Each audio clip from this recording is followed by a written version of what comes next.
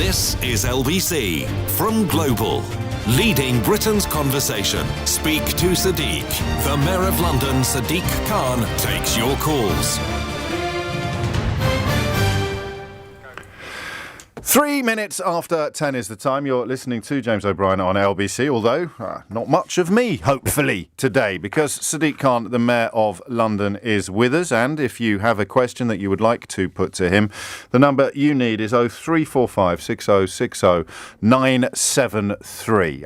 Anything at all that you would like to ask him, and we'll get going pretty much imminently.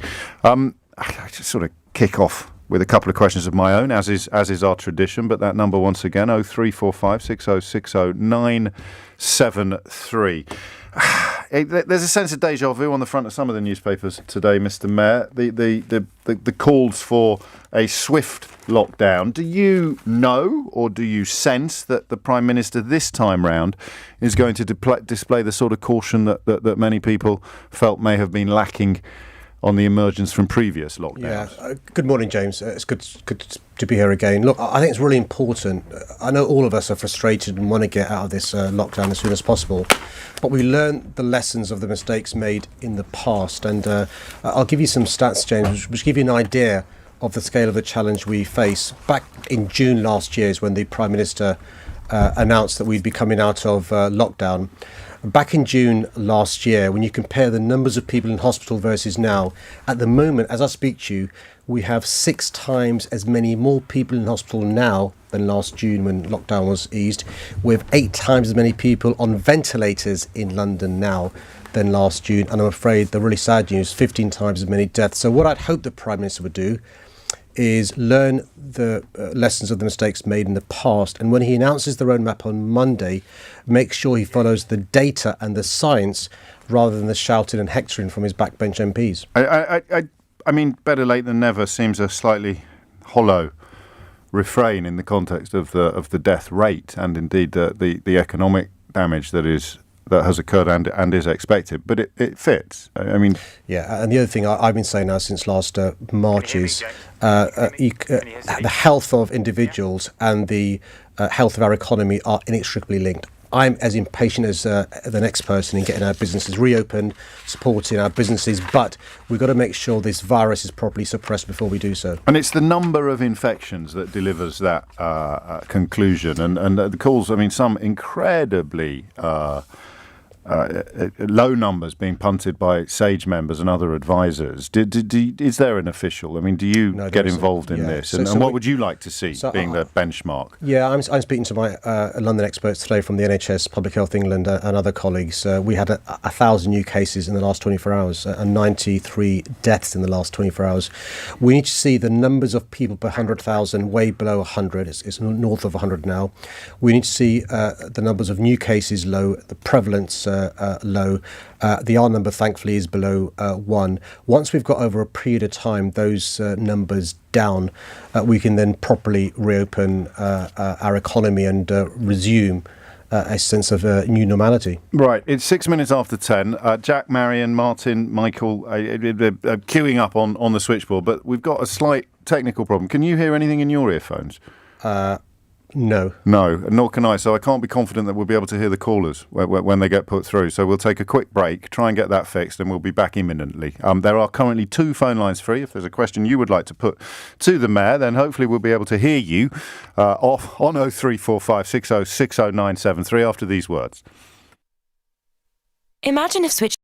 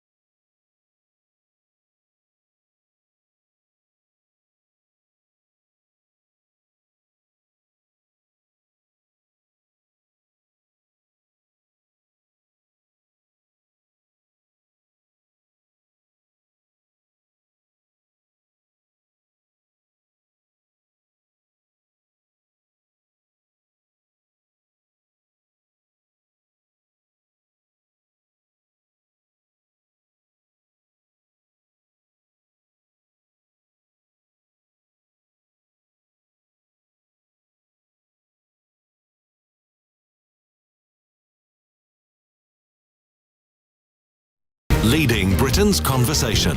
LBC with James O'Brien. 11 minutes after 10, the Gremlins have been evicted. Straight to Sadiq. Hi, the first call I think is from Camden. I think it's Michael if the Gremlins have been fixed. Michael, good morning. Morning, Sadiq. Thanks for taking the call. Pleasure. Just for some quick context, part of my job involves representing pupils and their parents after they've been excluded from school. And they are often disproportionately black or from other racialised minority groups and or with special educational needs or disability. It was reported yesterday in the BBC that you have indicated that you are considering increasing the number of police officers in schools once they reopen after the pandemic. And I wanted to ask, first of all, whether the reporting of that is accurate, because I also attributed to you your view that you're anticipating some kind of surge in youth violence. And if those reports are true, what consideration you've given to the fact that what we know on the evidence is that more police in schools is likely to lead to more exclusions, which increases the vulnerability of children, which we also know from two recent serious case reviews in London in relation to Jaden Moody and to Sean Aird. Yeah, Michael, firstly, thank you for raising these important issues, the work you do and the way you've raised them. So let me address you head on. So what I'm doing is supporting the young people you work with in preventative services. So I already have announced £70 million for the Young Londoners Fund, but I announced a further £8 million for preventative services like Helping You, paying for mentors inside schools when children are at risk of being excluded, to stop them being excluded. We have 70 pupil referral units in London because of the numbers of children excluded, sometimes for good reason, other times because often teachers haven't got the time to deal with the trauma some children are experiencing and the challenges they have. So we're helping people like you, Michael, to stop children being excluded in the first place, and that's the preventative services, giving youth clubs more support, paying for youth workers, mentors, coaches, and the rest of it. But separately, I am supporting the police, and I'm supporting the police by not just the £1 billion of money that I've invested over the last 5 years, but I announced this week a further £30 million to support our police. I think what you're referring to, Michael, is we already have, since I've been mayor, got police officers working with schools, going in to do assemblies, speaking to children in schools in a safe environment.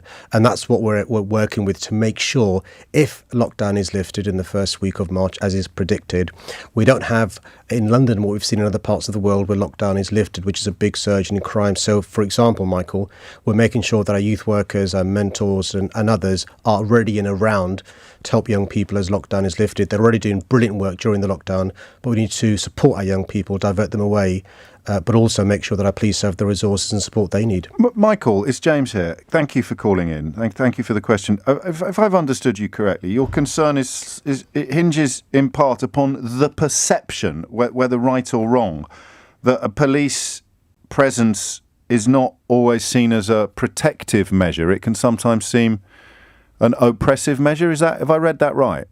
That's one point. Yes. That's well, I don't think the mayor addressed that. Michael, if your issue is the issue of disproportionality and how some children and their parents feel about the police, actually that was reflected in the work we did with communities as part of our action plan. You're spot on, Michael. What we heard when we went around London last summer and autumn is many parents are concerned that the children could be targeted because there is police in their schools. We're working with the police to... Yes, please. Sorry, of course. What I was saying, Michael, before you come back in. So we're working with the police to address those concerns because they are legitimate concerns that parents do have. Sorry, Michael. Thanks. I just want to pick up two things very briefly. Yes. The first is that it's not about perception. Exclusion rates are at record levels and are increasing. And the issue of policing in schools, I mean, it's been examined much more closely by people who do much more work in this area than I do, by groups like Kids of Colour, who have looked at this in Manchester. The evidence shows that policing in schools doesn't offer reassurance to those pupils who are most likely to be excluded. It's actually corrosive to exactly the sorts of relationships that need to be strengthened to avoid pupils being exposed to the sort of violence that you've expressed concerns about. And I really feel very strongly that continuing the presence of police in schools, which is not always a benevolent experience, as I've suggested, is actually entirely counterproductive to the issue that you're right to be concerned about. How do you, Sadiq Khan, judge whether or not having 350 officers reportedly in place in London schools is having a beneficial effect? How do you gauge it? Well, a number of ways we gauge that, James. Firstly, we are seeing a reduction, not complacent at all, a big reduction in youth violence, a big reduction in knife injuries to those below the age of 25, but also we're seeing more and more young people engaged in constructive... That doesn't prove that having police officers in schools... We're also seeing more and more young people engaged in constructive activities. We've got police officers doing brilliant jobs as boxing coaches, as working with children playing football, working with young people in a constructive way. What I don't want is the first experience a young person has with the police being negative, and similarly, the first experience a police officer having with a young person being negative as well. And that's why, I'm not going to apologise for trying to engender positive experiences between young people and police officers as well. But Michael, thanks for your call. I still want a little bit more clarity on how you measure success in the context of police officers in schools. Well, a number of ways we do. You can't overnight see an instant difference, but one example is speaking to parents about the trust and confidence they have in their police, and that's going in the right direction, but it's not where it needs to be, particularly amongst Black Londoners, and that's why we've published an action plan with recommendations from the community working with the police, and hopefully over the period of a few months and the next period we'll see more progress made to increase trust and confidence. But Michael does raise important points that we are aware of. The next caller is from No, it isn't. No, it isn't. Sorry, the next caller is from Oxford Circus. It's Alex. Good morning, Alex.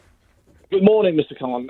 First question is, what is your strategy towards TfL and bus staff workers in London, as you still haven't put any question towards government when they're going to get vaccinated, as the highest death rate in bus drivers and the TfL workers, including tube drivers, it is the highest as we stand. Okay, it's a great question. It's a great question, Alex. Are they going to go to the front of any queues? And if not, why not? Yeah, I hope and who gets to decide? Yeah, so Alex, I've been in touch with both the JCVI, which is the joint committee that deals with vaccinations and immunisations, on 2 occasions now.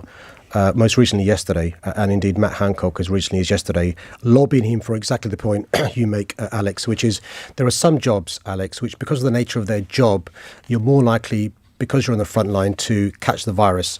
Transport work is a good example, and I'm afraid, Alex, you're spot on. We've lost 47 bus drivers due to this awful virus, 47 bereaved families, shop workers, police officers, teachers and support staff. And so, Alex, I have been lobbying the government that because of the occupations these people have, they are literally taking a risk with their lives when they go to work. And we need them to be working to keep our city going. So I'll continue to lobby the government, Alex, but just so you're clear, it's not a decision that I can take in relation to who gets the vaccines, but I will continue to lobby because I think it's really important they receive the vaccine as soon as possible. How do you process that figure of deaths on buses? Because one of the first alarm bells to go off in this studio during this programme, these encounters that you have with our listeners, was about bus drivers. Who let them down? Well, I've examined this very carefully for obvious personal reasons about whether we should have done more. And what I did was not content with us marking our own homework in relation to safety of our bus drivers and transport workers. I got somebody else to look into this, and I got Sir Michael Marmot and his team at the University College London. And one of the things I asked them to look into is what we're doing, although I'm told it's world leading, is that enough? There's some good news for us in relation to TfL, which is that they said, we've gone above and beyond what anybody else is doing around the world. A number of people have said this, but it's still the case. Too many people are dying. One of the things that they concluded was one of the reasons why people were catching the virus was because of community transmissions. The best thing that could have happened was lockdown sooner. But secondly, many of our bus drivers, I'm afraid, had underlying health issues, may live in overcrowded accommodation, things like respiratory issues, asthma or other issues, which means if they catch the virus, they're more likely to have more severe consequences. And that's why more of our bus drivers are shielding to avoid them being at risk. But we've taken huge steps to make sure not just our passengers but our staff are safe, and will continue to do so. Not just follow the best advice, but lead the way, because 47 deaths is 47 too many. It's 20 minutes after 10. Alex doesn't go away particularly encouraged. I presume he would have liked a date or a big fat yes. On the vaccines, yeah, no, listen, Alex, if I was in charge of deciding who gets the vaccines, bus drivers would already be receiving them, as would police officers, teachers, support staff, and workers. It's quite easy to say that, isn't it? Well, I'm not really sure what you can say. Look, I'm lobbying the people in charge of giving out the vaccines. I've lobbied them as recently as yesterday. I lobbied them a few months ago. And I've said if I was in charge, I'd let them have it now. What answer would you like me to give, James? What reason do they give you for not doing it now? Because at the moment, the evidence they have is age is a better metrics for deciding risk. I think that's... As opposed to exposure. Exactly right. Okay. But to give them credit, this week you'll have seen the change where they have started to include issues around ethnicity, and there is some movement, and you'll remember because you talked about this, the issue of the 1.7 additional million people, and I think that's because they are moving, James. I don't want to give the impression that I think they're dogmatic. I'm trying to make the move sooner because my concern is Alex is literally probably gone to work today as a bus driver. His family are keeping their fingers crossed and praying to God he doesn't catch the virus, and there are thousands of people like Alex driving buses, working in transport, thousands as police officers, thousands as teachers and support staff, and many thousands working in shops. I think they should be getting the vaccine because every minute they're working, they could potentially catch the risk. You and I can work safely from home or a COVID-secure studio, not in contact with the public. These people aren't. Staying with transport issues. The next caller is from Heathrow, and it's Matthew. Good morning, Matthew. Morning, Sadiq. What it is, do you actually agree with Nicola Sturgeon that we should have hotel quarantine for all arrivals into the UK? In London, we've got so many arrivals coming in, and they're mixing with other people from the 33 red list countries, and there is the risk that we're going to bring a new variant, what could render the vaccine obsolete. I do. And actually, James picked me up on this back last April. I checked last time I came in. And what's frustrating, Matthew, is, and James, when he began today's show, talked about the front pages, it's history repeating itself, Matthew, because actually we talk about New Zealand and Australia and South Korea and Taiwan, how successful they've been. One of the reasons they've been successful is they've stopped infections coming from outside of their borders as much as they humanly can. And the way to do that, Matthew, is to make sure anybody coming in from any country is properly quarantined. Up until recently, you could literally get off a plane from anywhere in the world, jump on the tube or a bus and come into central London. As it is now, Matthew, you're spot on.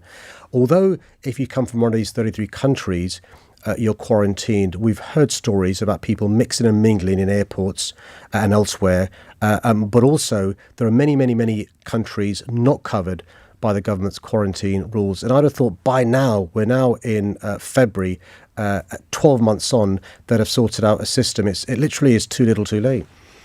Yeah, no, there is.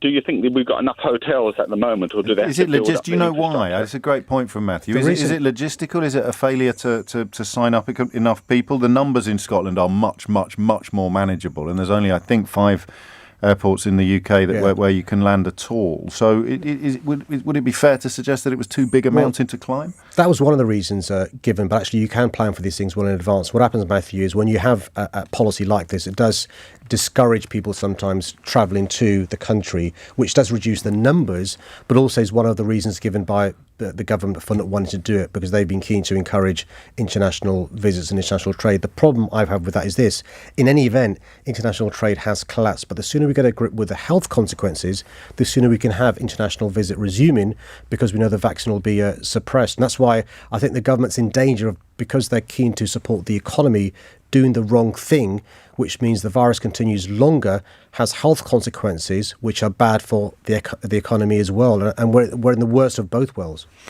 Just to steer you back to an earlier question, I have a former Scotland Yard detective superintendent saying there's no evidence to link police in schools to violence reduction. And as a detective superintendent leading schools, the numbers on paper do not reflect the numbers actually in schools, including the operationally active. I know, but what I'd say respectfully to the officer is, how does he quantify? How does she quantify the difference we can make to a child by having a positive encounter with a police officer? So not seeing a police officer as the enemy, but seeing them as a friend, by police officers being in and around schools. I'll give you one example from personal experience. When I was growing up, and I'd see a police officer, I'd cross over the road. Why? Right. I just didn't want the hassle of being stopped and searched, emptying out my pockets, and all the rest of it.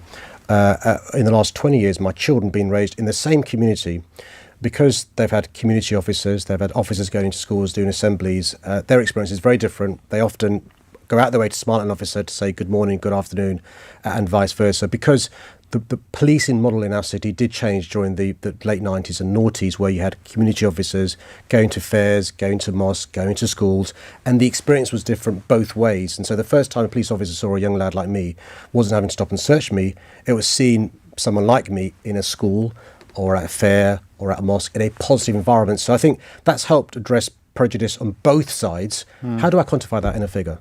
Okay. It also struck me while you were talking then that the corridor outside contains men and women who would put their life on the line to protect you. That must slightly change your childhood view of the police. Absolutely. Look, since I've been mayor, but also when I was member of parliament and councillor and stuff, I've seen for myself the difference police officers make. But over the last 5 years, I've spent a lot of time with police officers, including, James, when you have to write a letter to the family of someone who's lost their lives, basically trying to keep the rest of us safe. It does temper and change your views about things. And look, we're all guilty of prejudging. Prejudice comes from two words, prejudging.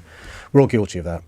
And I think just to have a bit of humility and to try and walk in the other person's shoes. And you're spot on, by the way. I've got no doubt, right, that the police officer who look after me would literally jump in the way of a bullet or a knife to keep me safe. Now, I've got no idea what their politics are. I've got no idea whether but they don't care. It is without fear or favour, and that is quite remarkable. And by the way, I say the same thing about our firefighters, who I see on a daily basis. And the reason why, your caller about the bus drivers, I take it so personally, is because our transport workers as well. Because my dad is a bus driver, so but for the grace of God, I could be writing letters to members of my family, and so it is humbling. And that's why, I think the police do a really difficult job. Do they get it right all the time? No, but I think they deserve our support. Let's take another call. The next caller, I think, is from Lewisham, and I think it's Ray. Good morning, Ray. Oh, hello there. Very nice to talk to you. You too, Ray. Thank you. I've got one particular question. I'm reluctant to travel on buses at the moment. I know that you've had measures taken to sanitise areas that people touch, but I've noticed that so many of the buses that pass me as I walk along the street have no ventilation. All the windows are shut. I know people will close them because it's cold, but obviously if people are sitting on buses for half an hour in a very enclosed environment, aerosols are going to be generated and people could become infected, even if they're perhaps wearing masks, which most people do. Has any thought been given to actually permanently fixing open some of the windows on buses so that proper ventilation is ensured? You've mentioned issues about bus drivers with underlying health problems. Obviously, I'm 70 years old, so I'm vulnerable, and that's why I'm reluctant to go on buses, because the ventilation is so poor. It is Cracking question. But it is a brilliant question. It's also, excuse me, it's also a brilliant suggestion, but it's also underpinned, of course, by the fact that being reluctant to go on buses is not necessarily a bad thing in the context of the bigger picture. So crack on. No, Ray, yes and no. So Ray, so we've got separate groups of experts examining the best way to keep our buses safe. And so I mentioned before University College Hospital. We've also got Imperial College helping us in relation to this. So you're spot on about the importance of ventilation. So buses are ventilated, windows are kept open, and each time a bus stops at the bus garage, the depot, we check to make sure the bus windows are open. We've not at the moment permanently kept them open, because sometimes there could be good reason to have some windows open, other windows closed. But we regularly have people going on our buses to make sure they're as safe as we can be. So you'll have noticed bus drivers often have their windows open, even though they've got a perspex plastic barrier between you as the passenger and them. But we examine regularly the safety of buses, and in fact Imperial College regularly monitor whether there is any COVID on our buses and on our tubes. Thankfully, so far they've found zero. That doesn't stop, by the way, the virus being transmitted by passenger to passenger, and that's why it's really important to keep a social distance and wear your mask. And separately, we also have issued more than 11,000 fines between the police and TfL to people not wearing a face mask. But Ray, I will take away your suggestion again to TfL to ask them to explore this again with our experts. But we have got, it sounds, they're actually experts in ventilation and buses who are advising us the best way to keep our staff and people like you safe. And in relation to safety, James, people like Ray are encouraged to use the buses, but please avoid the rush hour. Yes. That's the key thing. And if a bus is full, bus drivers now have a sign which says bus full, and so they won't take on new passengers, or they'll let passengers leave before they bring. It's one off one before one comes in.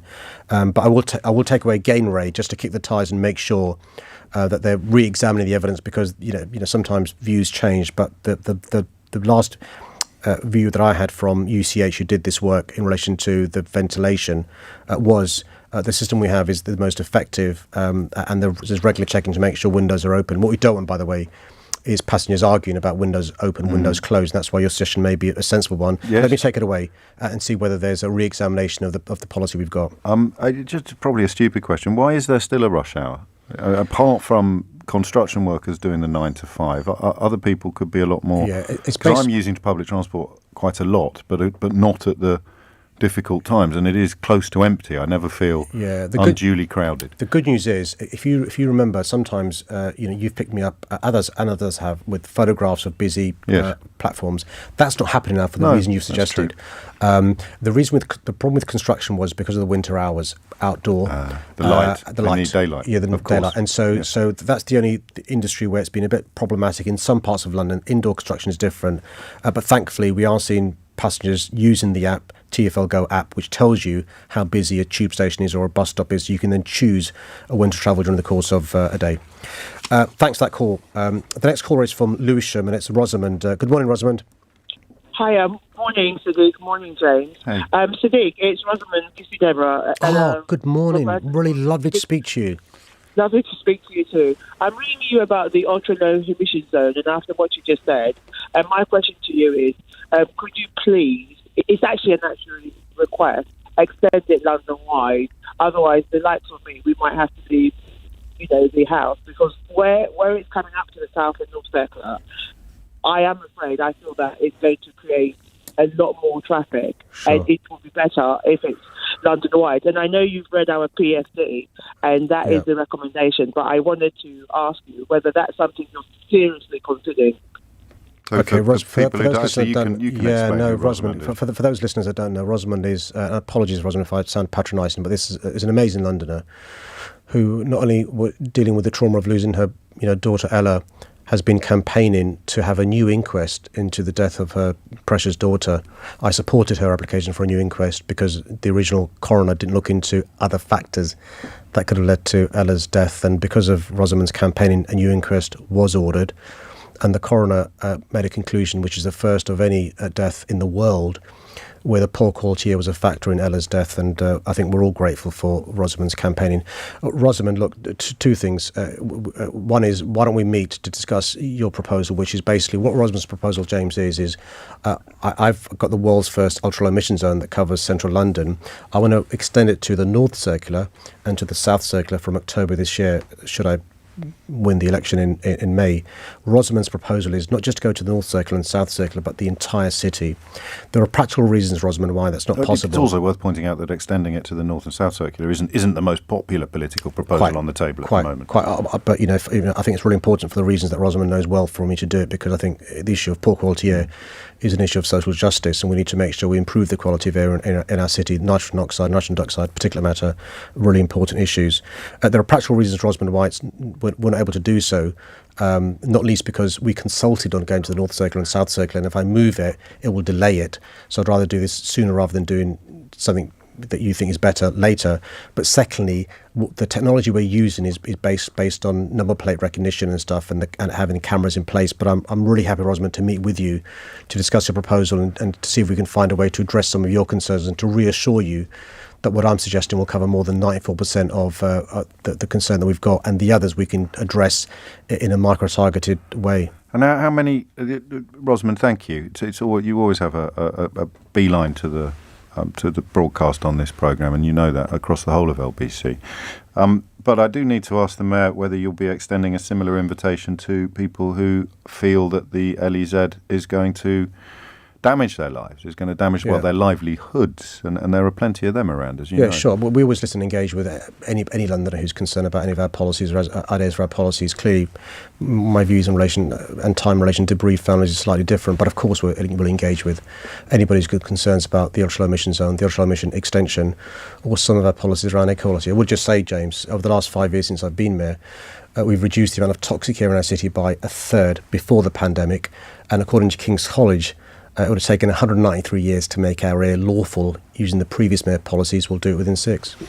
One more call, I think. The next call is from Greenwich, and it's Tony. Good morning, Tony. Good morning, Sadiq. With reference to the recent court case that UTAG won against TfL, I just seem to feel that you are at war with the London black cab trade. Would you consider a buyout of our badges? Right. So, firstly, let me do. You obviously don't want us on the roads anymore. You removed us from the mayor's transport strategy. You're appealing the court case now, and we're the only 100% wheelchair accessible transport in London. And you are trying to get us off, and that includes the new electric vehicle. Sure. Forcing us to pay £68,000 for the new electric vehicle, and then trying to shut us out of the streets of London. Sure. Tony, let me deal with some of the things I've been doing to support the black cab trade over the last 5 years. Firstly, I was the chair of TfL who decided not to renew Uber's licence. They took me to court and won their court case. Secondly, I was the mayor that's allowed black cabs to use our bus lanes 24 hours a day. They cover almost 95% of the streets of London. You're allowed 95% of bus lanes you're allowed to use, which I'm responsible for. Thirdly, I'm the mayor that trebled the amount of marshals to take action against those private hire vehicles plying for hire illegally, as I was lobbied to do so by your trade. Fourthly, I've massively increased the number of cab ranks available in London, the bays where you can park outside a station. Sixthly, I'm the mayor that increased the amount of grant you receive if you want to transfer from an old cab to an electric cab. Seventh, I'm also the guy that increased the amount of monies you receive if you scrap your diesel. I don't apologise, though, Tony, for trying to improve the quality of air in our city, but I do want to support your trade. The main reason black taxis have lost custom, I know you may think it's my fault, is because of the pandemic. It's the same thing we've experienced on the underground, on our buses, and actually the airline industry as well, and our shops and other places in London. The reason why business is suffering is because of the pandemic and people are staying at home. And so I'll carry on supporting the black cab trade where I can. And you'll know that we've appealed the decision in relation to Bishopsgate around one of the street space programmes. You know, I do want to support your trade. I think it's really important. You're spot on. You can take people in wheelchairs around our city. You're an integral part of London's identity. And, you know, I am sorry for the challenges you're facing. I am sorry that it's been difficult, particularly over the last year. But you'll also be aware, Tony, I'm the guy lobbying the government to allow me to cap the number of private hire vehicles in London, because I saw in the 8 years before I became mayor a doubling of the number of PHVs in London. Tony, how bad is it? Because, you know, I work and live in London. I'm not in the cab anymore, James. It's that bad. And it goes before... I gave my cab back 2 years ago when I saw the roads being shut down in London. I cannot make a living when I am shut off the roads.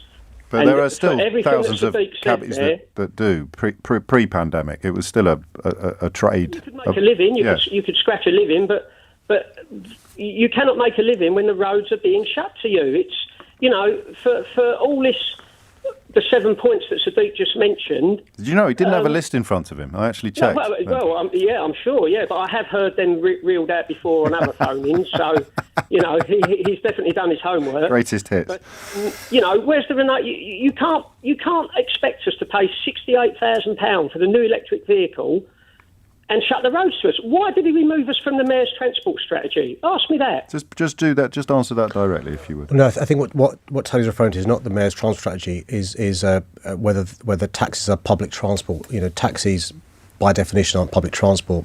Tony would argue they are. Right. It's about taking a mass number of people on a predestined route, and so it's a definition point rather than a point about us not supporting black taxis. And Tony, the reason why I know a lot about taxis is because I was the first mayor to have an action plan to help the taxi industry, by the way. And so I understand the challenges that your colleagues who still are in the industry have. You know, we want the pandemic to be over as soon as possible, so people like you can return, your colleagues can return to a really important trade. It's pretty grim, because all this new normal nonsense. You do occasionally just notice things that are gobsmackingly abnormal, and walking up the Strand or somewhere like that, you go past Charing Cross Station where they're queuing up, and you wonder, some of them might be out for hours without getting a single fare. But to be fair, James, I know it's a different issue. But you are their mayor as well. Go to Oxford Street. Yes. Right. Debenhams is closed down. Yes, I know. Now, I'm sure even you're not blaming me for that. No. Topshop's closed down. So the point I'm making is the pandemic has had catastrophic consequences on many businesses, not least the black cab trade. Now, Tony's spot on. The black cab trade for some years has had challenges, and you were alluding to that in your conversation with Tony just now. And that's why you have an action plan to support them. But it is difficult. I mean, you've now got 120,000 before the pandemic minicabs, 120,000 driving around our city. I've got no control over the numbers there are, and that's one of the challenges the black cab trade have, because they don't do the 3-year knowledge. There are issues about the cost of their vehicles being far cheaper than a black taxi. So, of course, it's challenging, that's one of the reasons why we've been supporting the black cab trade in the way that we have. We'll return to this topic, because I want to squeeze in at least one more call, but I would be interested to know whether taxi drivers generally consider road closures to be a bigger problem for their trade than the proliferation of private hire vehicles that you refer to repeatedly. Should we just take one more call? Just before I do, black cab drivers were ringing in before the pandemic, before the road closures, so we can have that conversation if you want to. No, you're right. Let me bring in a caller from Brent, who's Daniel. Good morning, Daniel. Good morning, Sadiq. How are you? Not bad at all, mate. Depends on your question. I actually work in London for London buses, and I see drivers jumping in and out of their cabs all day long. I also see the buses themselves not being cleaned properly, or not even cleaned at all. So when the bus comes in, obviously the driver will get out, it will sit there, the next driver will get in, wipe down the steering wheel, open a window, jump in and drive out. Why are they not being cleaned properly? Well, listen, that's not good enough, Daniel. What should be happening, let me see what should be happening, is they should be being cleaned in between different drivers, including your restrooms, and you'll know that some of the canteens we've had to close for safety reasons. Because I wanted reassurance that was taking place, I asked the trade unions, the brilliant trade unions, to separately inspect with managers and cleaners to make sure that cleaning was taking place. I can understand, Daniel, if you don't want to give your personal details, but can you please pass on to James's team the bus garage you're talking about? And I promise you I'll follow that up straight away, because that's not good enough, because it's really important we keep you safe and passengers safe. And the reassurance I've been given by the private companies who run our buses is that is happening. We inspect it from TfL, but separately, and as you know, I'm a big advocate of trade unions. They do a really important job making sure health and safety is followed. And so they are marking the homework of the privatised companies as well. But I know where you may want to keep your name anonymous, but please do pass on the details of the garage and the buses. And I promise you I'll chase it up straight away after this call in. And I promise you I'll chase up him chasing up your... No, Daniel, it is important. I mean, listen. Well, I'm not anonymous, and I see it. You've just seen what happens here when Nick Ferrari leaves and Royston and Andreas come in, and it's like a military operation before we take over. And that's what should be happening. Well, I've seen drivers swap shifts at stops, and I don't know what they are personally supposed to be doing, but it's entirely on them. There's no crack team of operatives cleaning out their cockpits, and B, there's no one checking that they are doing whatever it is they're supposed to be doing single-handedly and independently. Yeah, I mean, that's a problem. That's a huge problem, which I hadn't even clocked until Daniel mentioned it. No, that should be happening. And it happens, just so you know, Daniel, it should be happening in buses, on the underground, on trams and in the overground as well. James was given an example in the LBC studio where it happens, and I've seen it happen with my own eyes. And we've got 9,000 buses, James, and so it's really important they are regularly inspected. There's sometimes the sort of spot random, the random dip testing and stuff, but that's one of the reasons why we've empowered trade unions to do that inspection as well. And Daniel, it's really important that you do report it as well. If you're worried about your own, if you report it with your name, you shouldn't worry about that. But if you are, you can report it anonymously. And I promise, if you give the details to James's team, I'll follow that up myself. Daniel, I once again promise I'll check. How many hours roughly in your working week? Oh, what do you mean? How many hours are you on duty rather than 7 on days call? a week. No, 7 days a week, yeah. How many hours a week do you dedicate to thinking about statues? Not a lot, I've got to be honest. And this is a classic example, by the way, James. Home Secretary of people, accused you on this radio station not long ago of spending more time worrying about statues than stabbed teenagers. Well, I think some LBC presenters should spend less time obsessing about this as well. I'm not talking about you, of course. You're welcome to. But the point is this. The point is this. Some people are trying to engineer a culture war because it plays to their hinterland or it gets more listeners to LBC. All I say respectfully is I don't apologise for walking around my city as I do and not seeing many street names, murals, statues or names of buildings that reflect the contribution made by a diverse population. I'll give you an amazing fact. When I became mayor, I'd been an MP for 11 years and I'd never twigged that there are statues of 12 great people in Parliament Square, no women. Caroline Credo-Perez had a brilliant campaign. We now have a statue of women in Parliament Square. Does that denigrate from your Britishness or make you feel less British or challenge you in any way about your virility? I think not. And so if it's the case that some LBC presenters and some politicians are unhappy about our public realm reflecting better our diversity, they should question why they're so riled about this. And that's all we're doing, is seeing if there should be more places reflecting the contribution by women, the contribution made by the LGBTQ plus community, the contribution made by black people, by Asian minority ethnics, by disabled. And so this commission of 15 people, they're not receiving a salary, is for them to come up with ideas in relation to how to better reflect our great cities' contribution made by a great city's population. There was a great line during the Vietnam War when a mother of someone who was avoiding the draft said, what would happen if someone declared war and nobody turned up? The depiction of the culture war sounds like there is one side desperate for a fight, but there isn't yet another side. No, I'm not going to engage with, the likes of Farage when he writes a piece in the Telegraph telling, the leader of the Labour Party to, inverted commas, rein in Sadiq Khan, or when you've got, people who, get more audience by using me as the bait they click to get, to invoke a war. I'm not going to engage with that because I've got more important things to do in my time. And when the Home Secretary joins in? Well, listen, I think she should focus on trying to end the hostile environment. She should focus on controlling our borders to stop the virus coming in. She should focus on her full-time job supporting the police, giving us the resources we need to get back the officers we've lost. She should focus more on that and less on this. We'd be a safer country. The virus would not be spreading as fast. So if we said 56 hours on duty, just a rough estimate, how many minutes spent thinking about statues? Well, this is the first time I've thought about it when you asked me the question, I've got to be honest. Except when you appointed your 15th person. Well, that was appointed by an independent review panel, a full, open, listen, the process of appointing those 15 people was far more transparent, impartial and fair than the government giving £1 billion contract to those dealing with the virus. Yeah, well, at least they've got rid of the unelected bureaucrats. Well, yeah. Sadiq Khan, Mayor of London, many thanks. We'll do it again next month. Stay safe. The time now is 10:48. Weekends at LBC with Andrew Castle. People are flying back in and they're on a red list country. They are going to have to go into a quarantine hotel. You've got to book it first. You get your 2 tests, you get your food, and you can't decide which hotel you're going to be in, which room. So what is the reality of the system and how safe it's going to keep everybody? I mean, is it all going to work? I just don't trust this country to organise a you-know-what in a brewery, to be quite honest, and this is a very large brewery. Andrew Castle, every Saturday and Sunday morning from 7. LBC. A friend said to